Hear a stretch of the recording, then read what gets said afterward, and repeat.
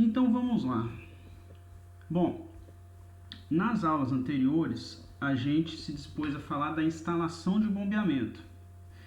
A gente verificou o conceito de altura manométrica e a gente calculou a altura manométrica da instalação, que é o total, né, o AMT, calculamos a altura manométrica de sucção, a altura manométrica de recalque e vimos o que acontece quando a gente variar a vazão que vai estar passando ali pela instalação.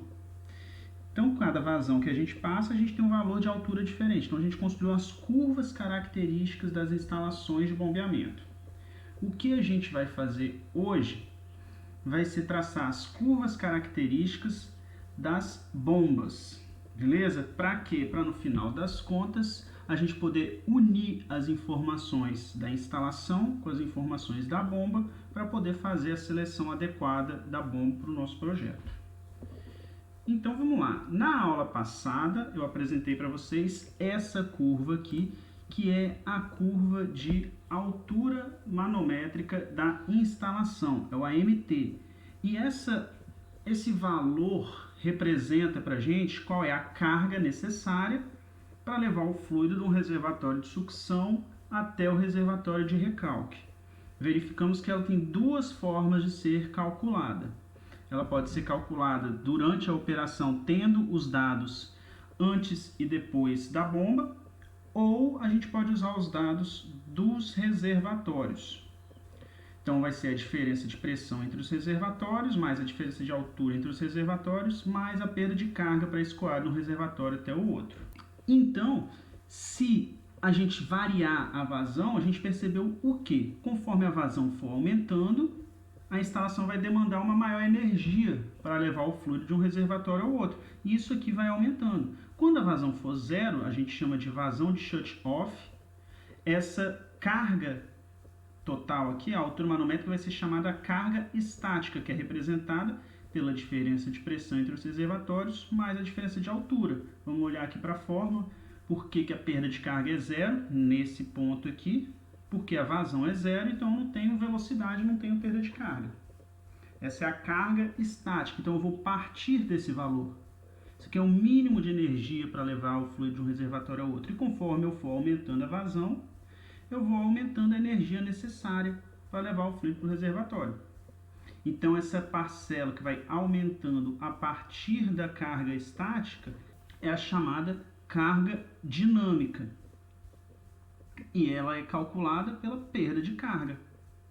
Então, quanto maior for a minha perda de carga, maior vai ser a energia para levar o fluido de um reservatório ao outro. Eu quero que vocês lembrem dessa informação quando eu for tratar de formas de se alterar a curva da instalação. Isso aqui a gente vai falar no final da aula. Então, vamos lá. A gente viu na aula passada como caracterizar a instalação de bombeamento. Na aula de hoje, a gente vai virar o nosso foco um pouquinho para as bombas. Então, hoje a gente vai traçar as curvas características das bombas centrífugas. Bom, na parte da instalação, quem faz essa construção das curvas é o projetista. A gente viu como construir essas curvas.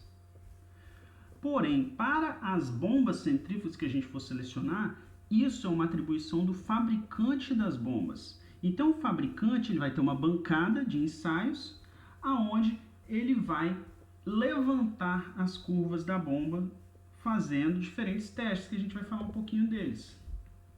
Então, o que tem que ter nessa bancada? A gente vai precisar de um reservatório com água a temperatura ambiente. A água vai chegar por gravidade na bomba.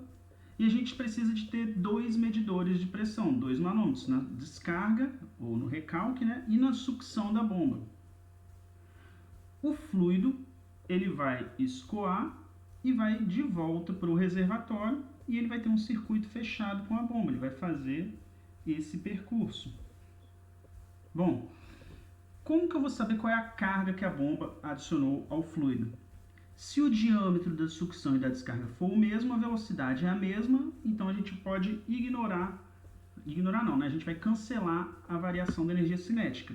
A altura dos dois pontos sendo a mesma, a gente também vai poder cancelar a variação da energia potencial, da carga potencial. O que vai sobrar vai ser a carga de pressão. Então, a carga adicionada pela bomba vai ser calculada pela diferença de pressão entre a descarga e a sucção, dividido pelo peso específico da água que vai estar escoando ali. Bom, então, se a gente começou a operar, a gente tem um medidor de vazão. Então, a gente vai ter as duas informações. A gente consegue calcular a carga e vai saber a vazão. Lembrando, aquele gráfico que a gente viu na aula passada era o quê? H no eixo Y e a vazão no eixo X.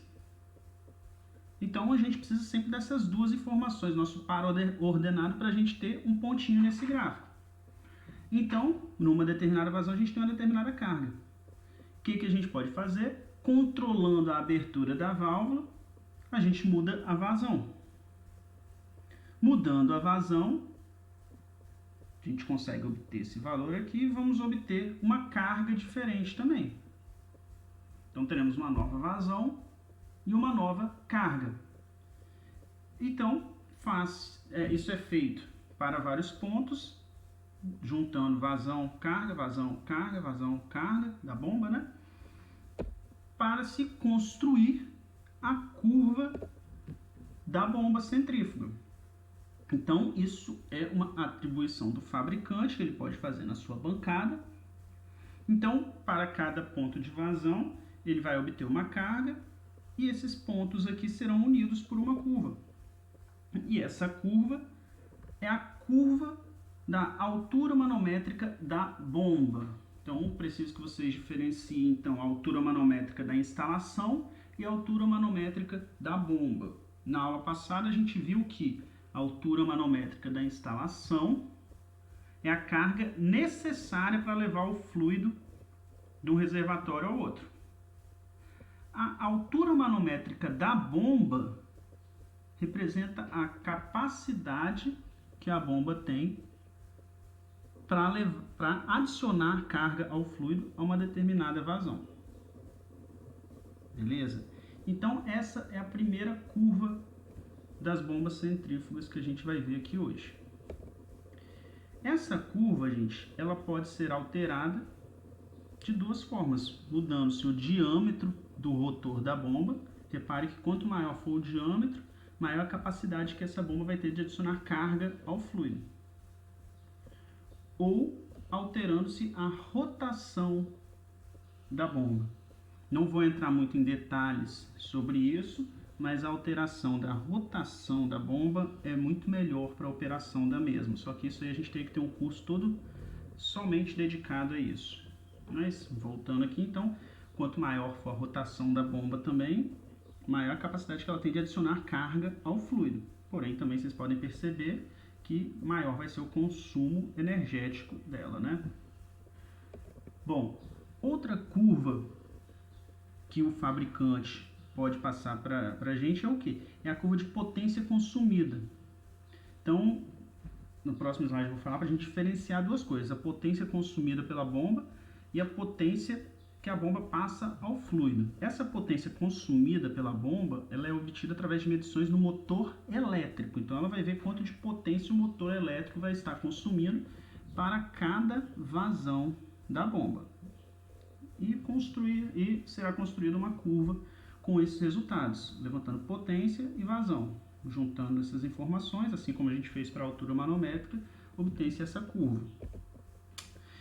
Na aula passada, então, nas aulas passadas, né, a gente falou da potência hidráulica, que a gente pode calcular pelo produto do peso específico, vazão, e a altura manométrica, a carga que a bomba está adicionando. Dessa forma, a gente obtém a potência que a bomba passa para o fluido. Enquanto esse valor aqui é a potência do motor elétrico. Então, são duas coisas diferentes. Então, se a gente analisar aqui, a gente tem duas conversões de energia. Primeiramente, o motor elétrico ele vai receber energia elétrica e vai transformar em energia mecânica, energia de eixo, trabalho de eixo girando aqui. A bomba vai receber essa energia mecânica e vai transformar essa energia mecânica em energia de fluxo. Então, ela vai receber energia do eixo que está girando e vai movimentar o fluido, vai gerar um escoamento. Beleza? Então, se a gente separar por equipamentos, a gente vai ter um fluxo semelhante a isso aqui. O que acontece? O motor elétrico recebe energia elétrica, vem antes, né? Ele recebe essa energia elétrica e converte energia elétrica em energia mecânica e transfere energia mecânica para a bomba. A bomba recebe essa energia mecânica e transforma essa energia mecânica em energia hidráulica, energia de fluido, e transfere essa energia para o fluido. Bom, todas as conversões de energia, gente, elas têm perdas. Aqui a gente vai ter também a perda devido à conversão da energia mecânica em energia de fluido. Então, a potência que a gente calculava anteriormente, ela vai ser menor do que a potência consumida pelo motor elétrico. E o que vai nos dizer quão menor vai ser isso é a eficiência da bomba. A gente fez até um exercício com isso, né, que mostra o quê? A gente tem que levar em consideração a potência hidráulica que a gente calcula e a potência do motor elétrico, que pode ser obtido pela curva. Então, olha só, a eficiência então vai mostrar quanto da energia que o motor elétrico transfere para a bomba vai ser enviada para o fluido. Assim a gente consegue ter então a eficiência da bomba e a gente pode traçar a curva de eficiência dessa bomba. A curva de eficiência dessa bomba, vocês podem ver que ela tem um formato de parábola, aonde a eficiência vai aumentando conforme a vazão aumenta, até que se atinja um ponto ótimo de eficiência. E em seguida a eficiência da bomba começa a diminuir. Essa informação e esse gráfico aqui são importantíssimos para a gente perceber o seguinte: nunca é bom em uma bomba centrífuga a gente operar com vazões muito baixas ou vazões muito altas. Beleza? Sempre é bom então trabalhar próximo ao ponto de máxima eficiência. Aqui é o chamado PME, ponto de máxima eficiência. Beleza? Então, essa informação aqui é crucial na operação da bomba. Saber qual é o PME da bomba, qual é o ponto de máxima eficiência, que eu vou saber qual é a vazão ótima de trabalho da bomba. Beleza? As bombas, gente, elas têm duas formas de apresentar a eficiência. Calma, tem muita informação aqui, vamos olhar aos poucos. Se vocês olharem para o gráfico aqui de baixo, a gente tem três curvas de eficiência. Se vocês repararem, é para cada diâmetro do rotor. Então, a gente repara que quanto maior for o diâmetro do meu rotor, maiores são as eficiências que a bomba consegue alcançar. Bom, se a gente pegar agora num catálogo de bombas, quando esse catálogo oferece para a gente a altura manométrica da bomba, ela geralmente oferece para mais de um diâmetro. Então a gente tem as três curvas de altura manométrica da bomba aqui para três diâmetros diferentes, que a gente viu lá atrás como é que é feito essas curvas. Bom, agora a gente vai fazer o seguinte: a gente vai pegar essas informações aqui embaixo referente à eficiência da bomba e a gente vai dar um jeito de colocar essas informações todas aqui dentro da curva de altura manométrica da bomba. Como? Através das curvas de isorrendimento. O que essas curvas mostram? Se vocês repararem, todos os pontos em cima dessas curvas aqui, ó, essas duas aqui vão ter 70% de eficiência. Todos os pontos em cima dessa vai ter 80% e todos os pontos dessa vão ter 85%. E reparem que a gente vai chegando a uma vazão intermediária aqui, que é o ponto ótimo da bomba. 86%. Quer dizer o quê? A cada 100 unidades de energia que o motor elétrico enviar à bomba, essa bomba vai enviar 86 unidades de energia para o fluido. A eficiência é extremamente alta, inclusive, essa aqui, tá bom? Vamos ver como é que essas curvas são montadas, essas curvas de isorrendimento. Seguinte, vamos olhar aqui primeiro essa curva de eficiência da bomba com diâmetro 3. Nessa linha pontilhada aqui, essa reta, mostra que eu tenho a linha de 70% de eficiência. Então, a gente vai pegar aqui, ó, 70% de eficiência, diâmetro 3. Então, vamos replicar nessa curva do diâmetro 3. A gente vai reto aqui, chegamos aqui nesse ponto. Vamos ver agora outro ponto do diâmetro 3 com 70% de eficiência. Tá aqui. Agora, para o diâmetro 2, qual é a vazão que eu tenho 70% de eficiência? Tá aqui. Rebatendo aqui para cima, eu tenho esse ponto. Para o diâmetro 1, qual é o ponto que eu tenho 70% de eficiência? Tá aqui, nessa vazão. Então, vem aqui e joga aqui em cima. Então, eu tenho 3 pontos. Eu vou unir esses 3 pontos, eu tenho a minha curva de isoeficiência de 70%. Posso fazer isso do lado de cá também. 70% diâmetro 3, 70% aqui no diâmetro 2 e 70% no diâmetro 1. Vamos lá, 80%. Vamos ver, 80% no diâmetro 1, tá aqui. No diâmetro 2, vamos seguir reto, tá aqui, joga aqui para cima. No diâmetro 2 ainda, 80%, tá aqui. E no diâmetro 1, 80% tá aqui. Reparem o seguinte, conforme o diâmetro aumenta, isso aqui é mostrado nessas 3 curvas, eu consigo atingir eficiências maiores. Então, repara, a eficiência de 80% nem passa pela curva de altura manométrica do diâmetro 3. A eficiência de 85% nem passa pela curva de altura manométrica do diâmetro 2. E a eficiência de 86% está só nesse pontinho aqui do diâmetro 1. Então, quanto maior for o meu diâmetro, maiores eficiências que eu consigo atingir. Beleza? Então, voltando do que eu falei lá no início, sem entrar em detalhes ainda, se eu conseguir manter um diâmetro grande do meu rotor e variar a rotação desse rotor, é melhor do que eu for diminuindo o diâmetro desse rotor. Beleza? Mas a redução do diâmetro do rotor é uma prática muito utilizada ainda, porém, aos poucos vai se atualizando e trabalhando com os inversores de frequência para controlar a rotação das bombas. Mas isso não é algo que a gente vai entrar em detalhes aqui. Então, a última curva de bombas que a gente vai ver é a curva de NPSH. NPSH representa Net Positive Suction Head. O que isso quer dizer? Mostra a energia presente na sucção da bomba, na entrada da bomba. Quando na aula passada eu dividi a instalação em 4 pontos, 1, 2, eram os 2 reservatórios, S e R era a sucção e o recalque, a sucção S não é esse ponto aqui ainda, na verdade. Esse NPSH ele vai lá no olhal da bomba, na entrada do rotor da bomba mesmo, lá dentro, que é o ponto de menor energia mesmo. Então, essa curva de NPSH requerido aqui, ó, NPSH-R, a curva de NPSH requerido mostra pra gente qual é a carga. Então, o NPSH é uma carga, tá bom? Você tem um head aqui no final, ó, é a carga de sucção positiva. Então, é a carga de sucção que eu tenho aqui. E vai mostrar o quê? Quanto de carga eu preciso ter na sucção da minha bomba. Então, conforme a vazão for aumentando, eu vou precisar de ter uma maior carga na sucção da minha bomba. Isso vai ser um parâmetro crucial que a gente vai ver na aula seguinte para poder evitar a cavitação. Gente, olha só. Na aula passada, a gente viu então o que é o conceito de altura manométrica da instalação.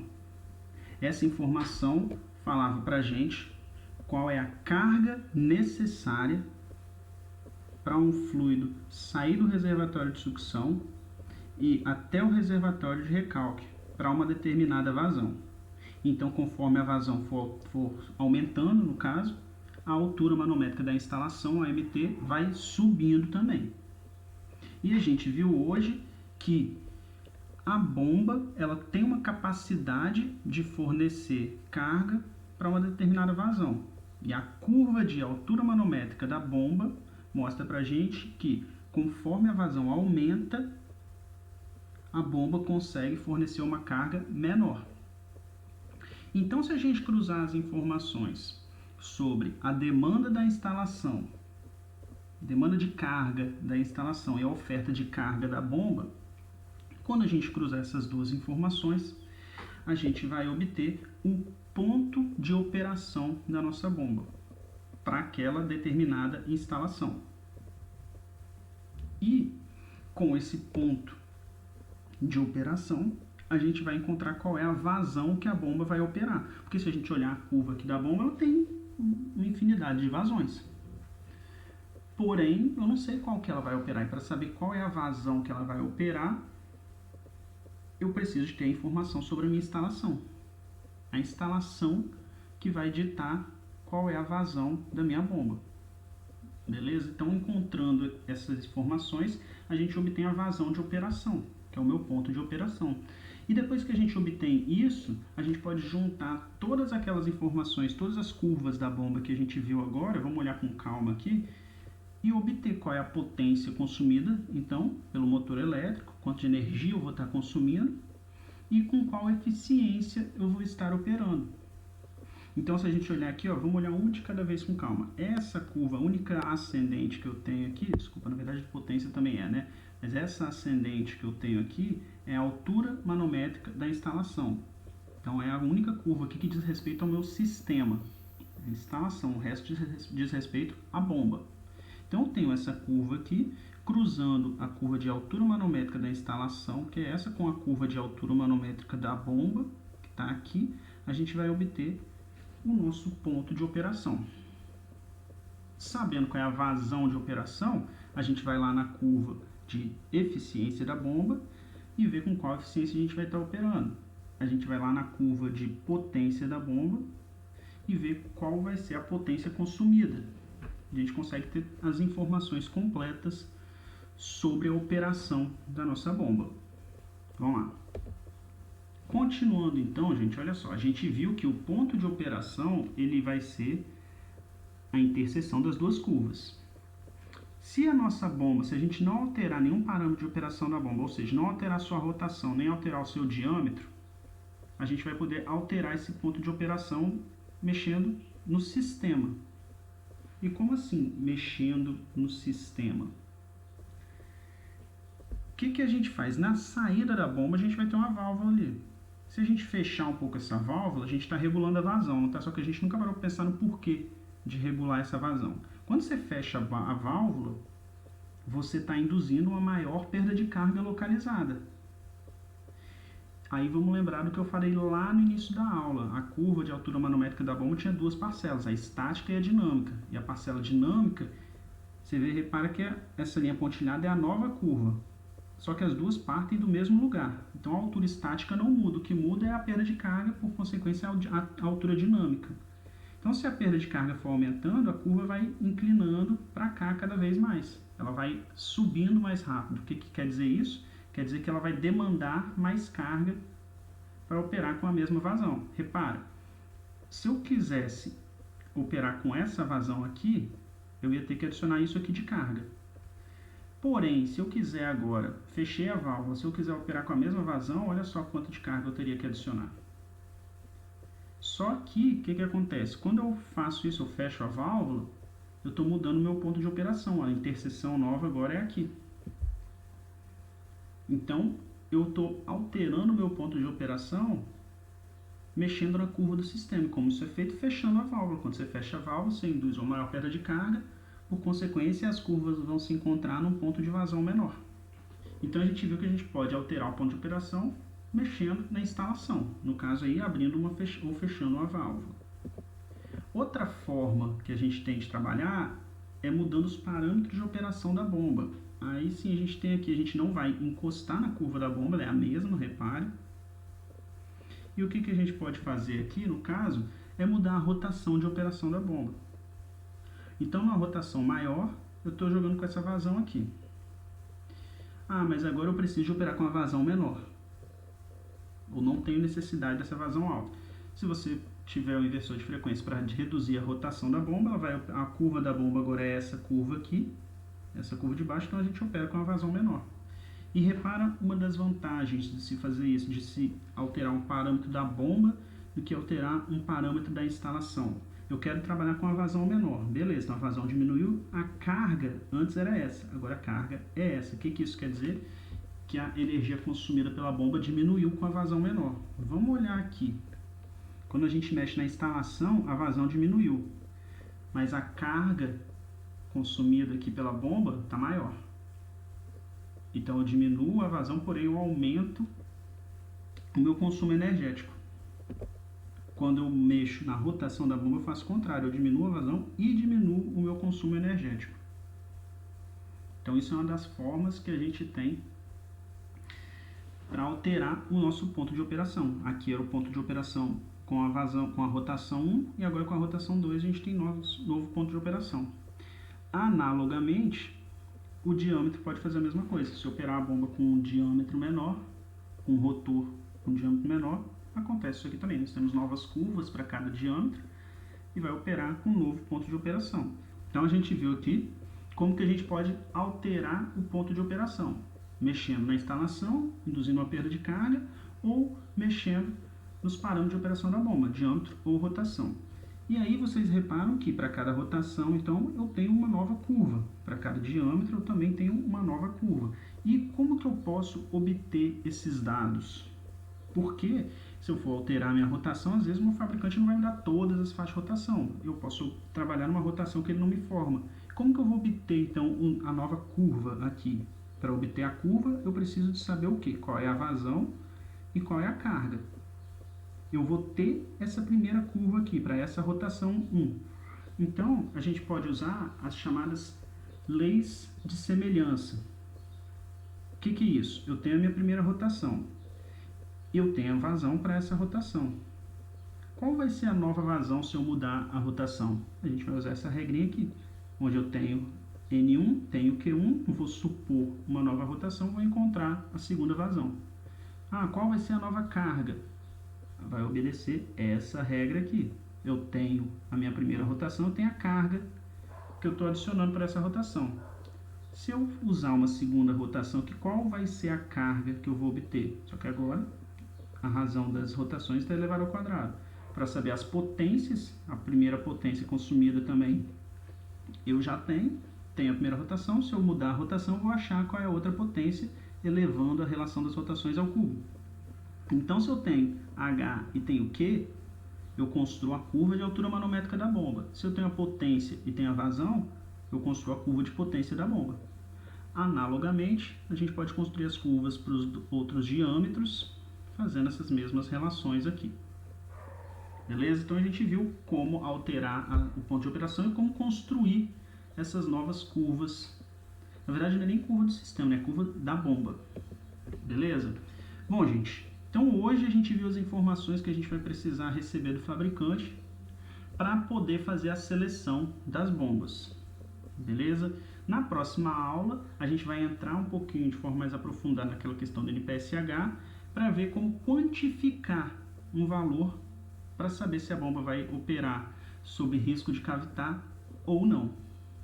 Beleza? Então, por hoje é só.